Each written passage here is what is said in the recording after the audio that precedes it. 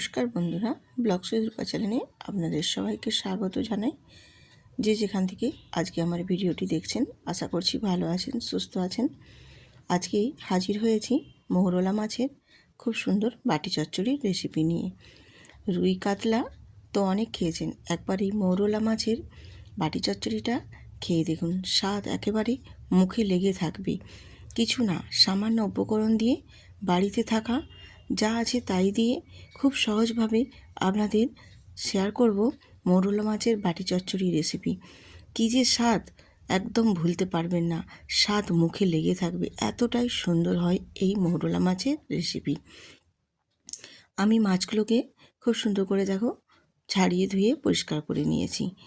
আর এই মোরলা মাছের গায়ে ছোট্ট ছোট্ট আঁশ থাকে, আঁশগুলো একটু ঘষে পরিষ্কার করে নিলেই খুব সুন্দরভাবে আঁশগুলো ছেড়ে বেরিয়ে আসে। একেবারে ছোট্ট ছোট্ট রূপোর মতো খুব সুন্দর আঁশ থাকে। আমি মাছগুলোর মধ্যে নুন আর হলুদ মাখিয়ে কিছুক্ষণ রেস্টে রেখে দেব। আর মাছগুলো দেখো এতটাই সুন্দর, একটুও কিন্তু ভেঙে যাবে না, আর খুব সুন্দরভাবে একদম রেডি হবে রান্নাটা। তো চলো দেখে নেওয়া যাক রেসিপিটা বানানোর জন্য আমি এখানে আগে প্রথমে মাছগুলোকে হালকা করে ভেজে নেব। তো মাছটা না ভাজলেও হয়, অনেকেই কাঁচা বাটি খেতে পছন্দ করে, আবার অনেকে কাঁচা মাছটা খেতে পছন্দ করে না। তো আমাদের বাড়িতে কিন্তু কাঁচা মাছটা খুব একটা পছন্দ করে না, তার জন্য আমি হালকা করে একটু ভেজে নিচ্ছি। আর হালকা করে একটু ভেজে নিলে কি হয় বলো তো, কাঁচা মাছটার যে আঁশটে গন্ধটা থাকে, সে আঁশটে গন্ধটা কিন্তু চলে যায়। তার জন্য আমি একটু হালকা করে ভেজে নেব। আর যারা কাঁচা পছন্দ করো তারা কাঁচা মাছ দিয়েও রেসিপিটা বানিয়ে নিতে পারো। তো আর এই মোরলা মাছটা ভেজে নেওয়ার জন্য তেলটা কিন্তু খুব ভালো মতো গরম করে নিতে হবে। গরম করে নিলে একদম কড়ার গায়ে একটু লাগবে না, খুব সুন্দরভাবে একেবারে গোটা গোটা মাছগুলো ভাজা হয়ে উঠে আসবে। তো আমিও ঠিক ধোঁয়া ওঠাভাবেই একদম গরম করে নিয়েছিলাম তেলটা, দিয়ে খুব ভালো করে মাছগুলো দিয়ে দিয়েছি। আর এদিকে মাছগুলো ভাজা হতে হতে আমি দেখো একটা মশলা রেডি করে নেব। আদা আর শুকনো লঙ্কা বাটা, এই আদা শুকনো লঙ্কা বাটা দিয়ে এই মৌরলা মাছের বাটি চচ্চড়িটা বানাবো আজকে। খেয়ে দেখবেন বন্ধুরা, জাস্ট ওয়াও, একদম ফাটাফাটি। রুই ভোলা আর বলো পোনা মাছ বলো, সব কিছুই অনেক রকমভাবেই তো রেসিপি একবার খেয়েছেন। শুধু এই শুকনো লঙ্কা আর আদা বাটা দিয়ে মৌরলা মাছের বাটি চচ্চড়িটা একবার বানিয়ে দেখুন, এর স্বাদ মুখে লেগে থাকবে, কথা দিলাম, এতটাই সুন্দর হয়।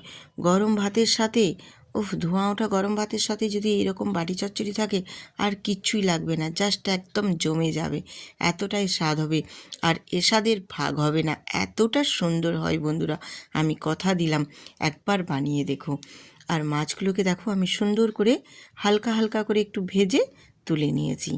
এরপর আমি আরেকটি পাত্র নেব, তাতেই বাটি চচ্চড়িটা করব, তোমাদের দেখিয়ে দেবো। আর মাছগুলোও দেখো আমি কত হালকা করে ভেজে নিয়েছি, খুব কড়া করে কিন্তু ভাজিনি। আর আমি এখানে একটা মাঝারি সাইজের বাটি নিয়েছি, যেহেতু বাটি চচ্চড়ি করব, তো বাটিতে করলে কিন্তু স্বাদ আরও বেশি হয় ভালো। বাটি চচ্চড়িটা বানানোর জন্য একটা মাঝারি সাইজের আমি এখানে বাটি নিয়েছি, আর বাটির মধ্যে ভেজে রাখা মাছগুলোও দিয়ে দিয়েছি। দিয়ে এবারে আমি এখানে দুটো মিডিয়াম সাইজের পেঁয়াজকে ছোট্ট ছোট্ট করে বেশ সুন্দর করে সরু সরু করে কুচি করে নিয়েছি। আর এরপর আমি সমস্ত কিছু মশলা অ্যাড করছি।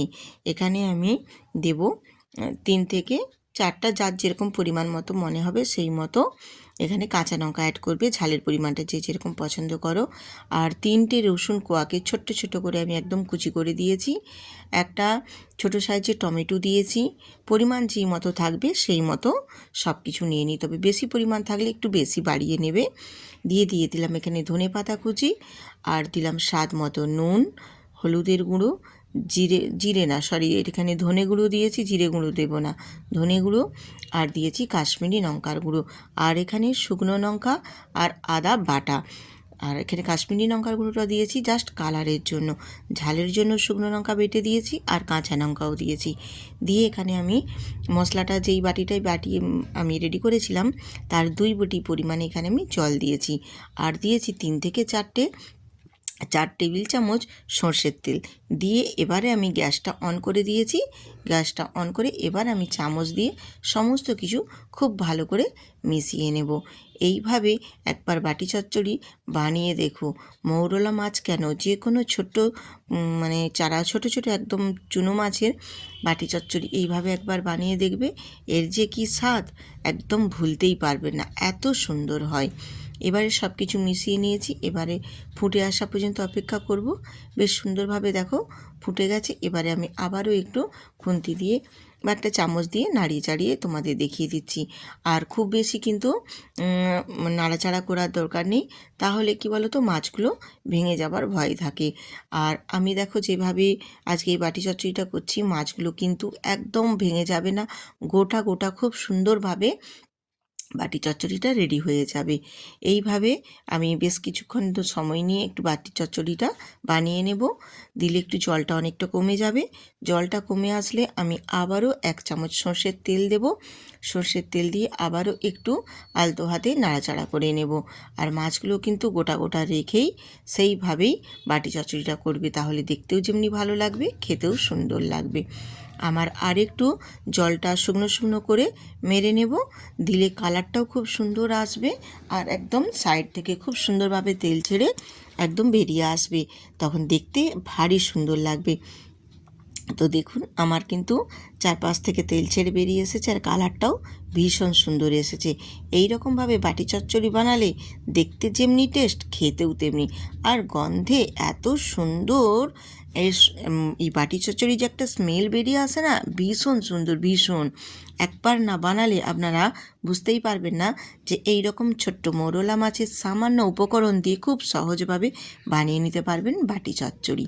তো এবারে আমার বাটি চচ্চড়িটা রেডি হয়ে গেছে। আমি নামিয়ে আপনাদের সার্ভ করে তারপর দেখিয়ে দিচ্ছি। আজকের রেসিপি কেমন হলো বন্ধুরা কমেন্ট করে জানাতে কিন্তু একদম ভুলবেন না। আর যদি আজকের রেসিপি ভালো লেগে থাকে তাহলে চ্যানেলটিতে সাবস্ক্রাইব করে আমার পাশে থাকবেন। আর নতুন নতুন যেসব বন্ধুরা আজকে আমার ভিডিওটিতে ভিজিট করেছেন, সাবস্ক্রাইব করে সুন্দর করে একটা কমেন্ট করে দেবেন। আর ভিডিওটিতে একটি লাইক দিতে ভুলবেন না কিন্তু। আমি মৌরলা মাছের বাটি চচ্চড়ি সার্ভ করে দিয়েছি। দেখুন একেবারে গোটা গোটা রেখে কত সুন্দরভাবে বাটি চচ্চড়িটা হয়েছে। এই রকম যদি বাটি চচ্চড়ি গরম গরম ধোঁয়া ওঠা ভাতের সাথে থাকে, জাস্ট একদম জমে যাবে, আর কিছু লাগবে না কিন্তু। ভীষণ ভীষণ সুন্দর হয়েছিল বন্ধুরা, একবার বানিয়ে দেখো, আশা করছি ভীষণ ভালো লাগবে।